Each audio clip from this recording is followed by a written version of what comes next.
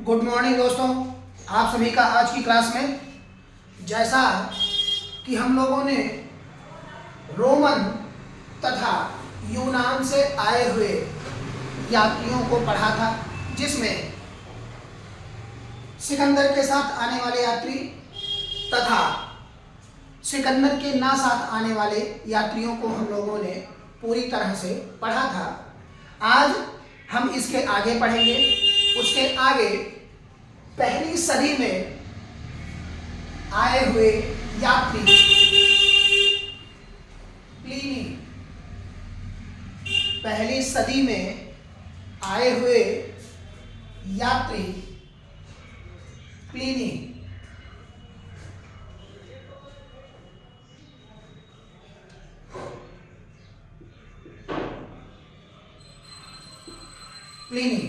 ठीक है। इन्होंने पहली सदी में नेचुरल हिस्टोरिका नामक एक पुस्तक लिखी थी, नेचुरल हिस्ट्री।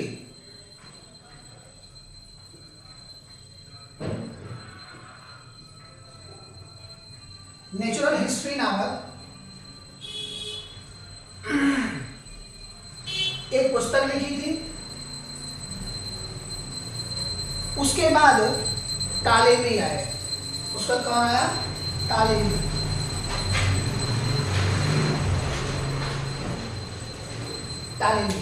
टालेमी ने जियोग्राफिया नामक पुस्तक लिखी थी।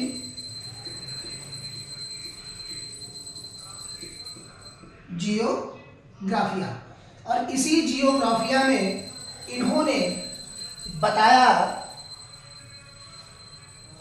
कि उस समय भारत से संबंधित यहाँ के जलवायु, यहाँ के परिवर्तन और होने वाले अनेक प्रकार के विध्वंसों के बारे में इसमें जानकारियां हमें प्राप्त होती हैं। इसके बाद एक पुस्तक मिली, Periplus of the Erythraean Sea. Periplus of the Erythraean Sea. यह पुस्तक किसकी लिखी हुई थी आज तक पता नहीं चल पाया।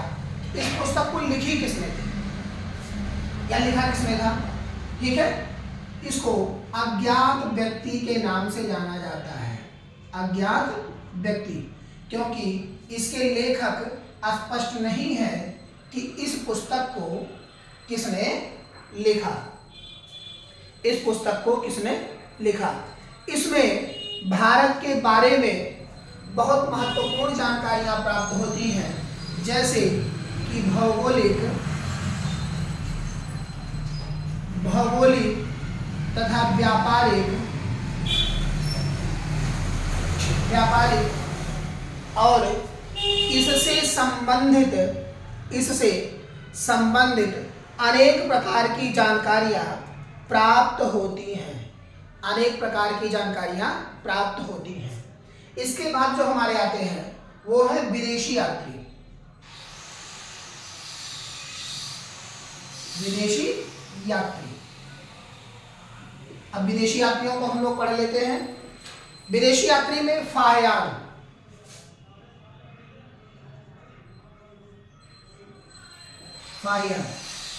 ठीक है। फाहियान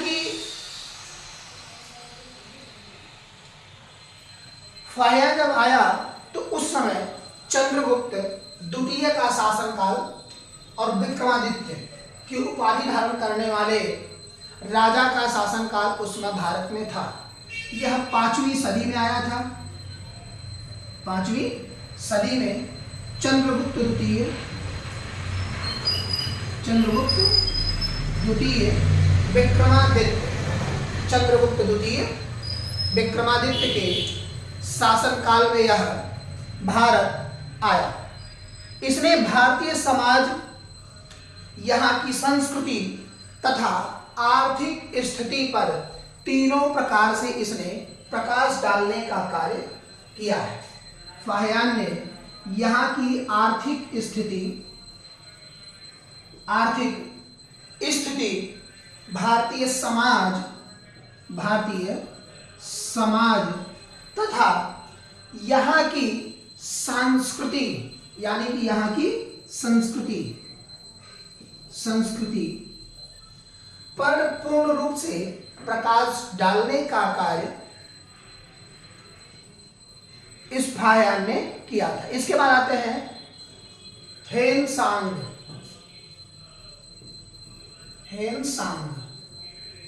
ठीक है, यह हर्षवर्धन के शासनकाल में भारत की यात्रा किया था और यह 7वीं सदी में आया था। 7वीं सदी में हर्षवर्धन के शासनकाल में आया था। हर्षवर्धन के शासनकाल में आया था। हर्षवर्धन के शासनकाल में आया था। इसकी लिखी हुई पुस्तक CQ की थी। इसके द्वारा लिखी गई पुस्तक CU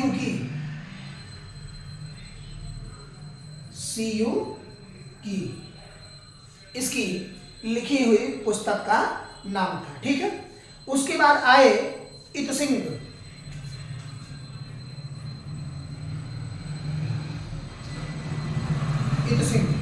इन्होंने भारत की यात्रा की।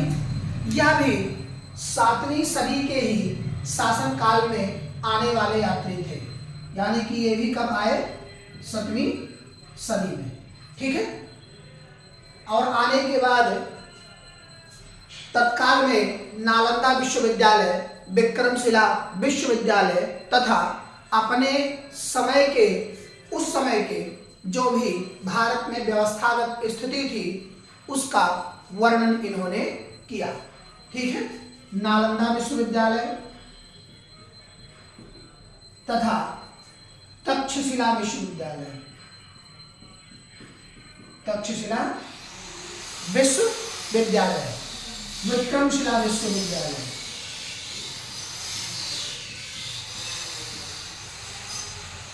इन सब के बारे में तथा तात्कालिक भारत की स्थिति के बारे में इन्होंने वर्णन किया है। ठीक है, अब इसके बाद आते हैं पुरातात्विक स्रोत। ठीक है, अब इसके आगे आप लोग नोट कर लीजिए, इसके बाद हम लोग पुरातात्विक स्रोत पढ़ते हैं। ठीक है,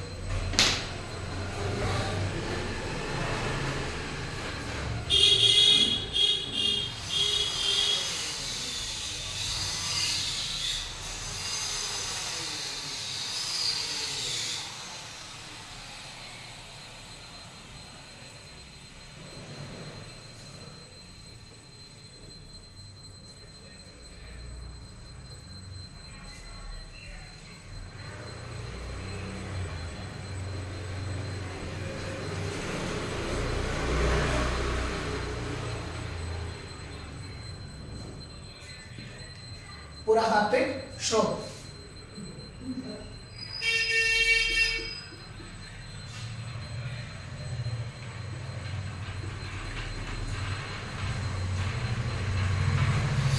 और पुरातात्विक स्रोत में सबसे पहले अभिलेख आते हैं।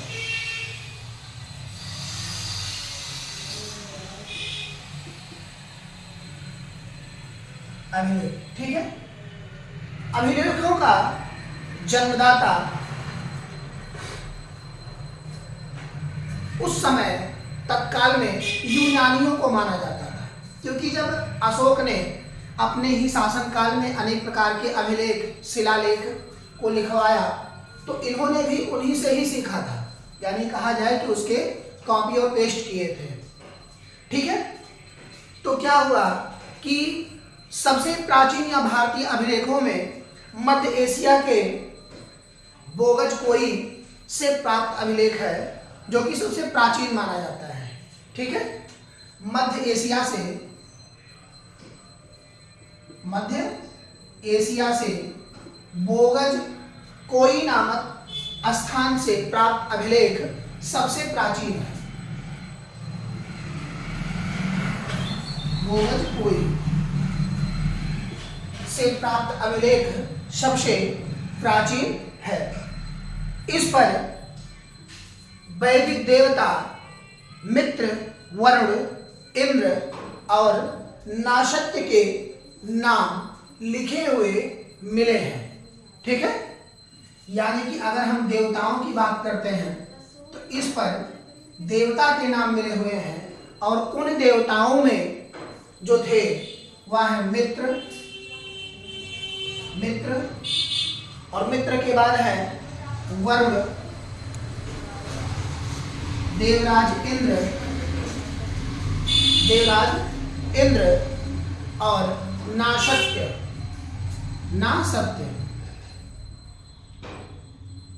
के नाम अंकित लिखे हुए मिलते हैं। इनसे ऋग्वेद की तिथि ज्ञात करने में हमें काफी ज्यादा मदद प्राप्त होती है।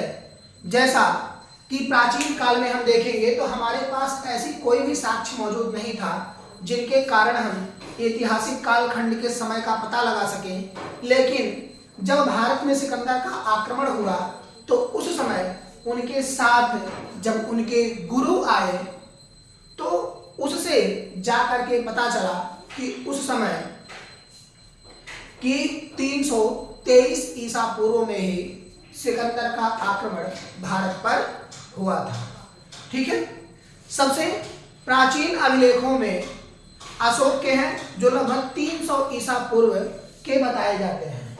ठीक है, अशोक के अभिलेखों को सबसे प्राचीन माना गया है जो कि 300 बीसी यानी कि 300 ईसा पूर्व के लगभग इनको बताया जाता है। इनके अलावा खारवेल, हाथी गुफा अभिलेख, रुद्रदामन का जूनागढ़ अभिलेख और गौतमी बालश्री का नासिक, समुद्रगुप्त का प्रयाग स्तंभ अभिलेख, ये सब के सब प्राचीन अभिलेखों में है, या जो ये अगर हम कहें कि पुरातात्विक स्रोत में ही ये पाए जाते हैं अभिलेखों के तौर पर। ठीक है, जैसे खारवेल का अभिलेख, राजा खारवेल का अभिलेख। ठीक है, राजा खारवेल का अभिलेख, हाथी गुफा अभिलेख, हाथी गुफा अभिलेख, हाथी गुफा अभिलेख। ठीक है, रुद्रदामन का जूनागढ़ अभिलेख,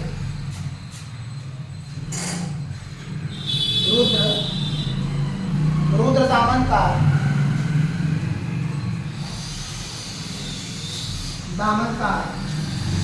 जूनागढ़ अभिलेख। ठीक है, रुद्रदामन का जूनागढ़ अभिलेख। नासिक गौतमी बालश्री का नासिक अभिलेख, गौतमी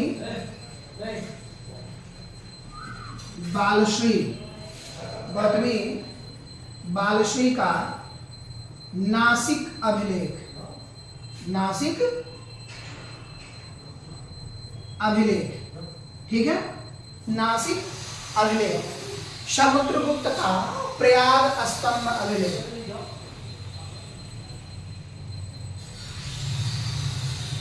समुद्रगुप्त का प्रयाग स्तंभ अभिलेख, स्तंभ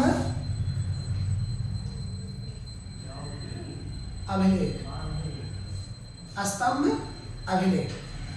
ठीक है, तो ये सारे के सारे प्राचीन काल की दृष्टि से बहुत ही संबंधित हैं, प्राचीन काल की दृष्टि से बहुत ही संबंधित हैं। जैसे कि इसी में ही पुलकेशिन द्वितीय का एहोल अभिलेख, एहोल पुलकेशिन